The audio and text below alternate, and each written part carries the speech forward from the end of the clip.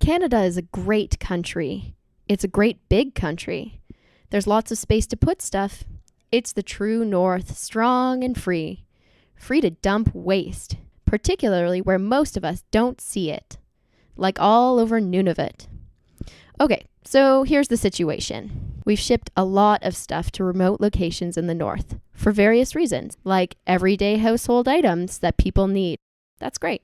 And everyone needs transportation. So let's send cars, okay? We also want to dig out diamonds and gold and other minerals, so let's send equipment to do that. But wait a second. How do we get all this stuff back when it has served its purpose? Oh wait, we haven't really done the removing the waste part. Instead of returning the waste to the south where the facilities exist to properly deal with it, a dump site is formed. Adding to the problem is the fact that many things that are not really waste are left to become waste. This happens when the cost of getting an item back from a remote location exceeds the value of the item itself. In fact, dump sites often formed in the past because equipment was abandoned to keep business costs low. Profits are higher if you don't have to pay to return your equipment, even if it still works. So, if it's cheaper, just leave it there. The resulting dump sites are not just ugly and inconvenient, they're also hazardous. Old barrels of chemicals, numerous kinds of manufactured items, and derelict vehicles all leak harmful substances at these dump sites. CFCs, oils, mercury, antifreeze, lead, acid, and fuels are just a few substances contaminating the very specialized northern habitat.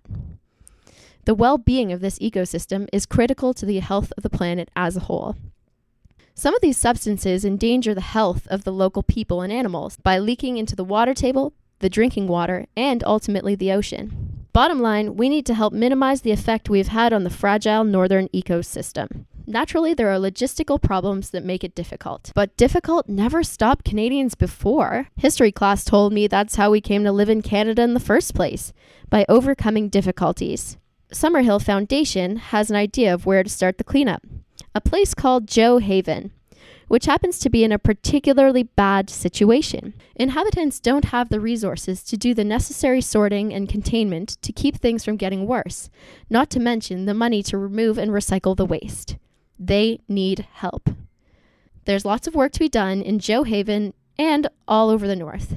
So it's up to the rest of us Canadians to turn a bit of attention northward and help clean up our collective mess. Your vote can help us clean up the dump site in Joe Haven.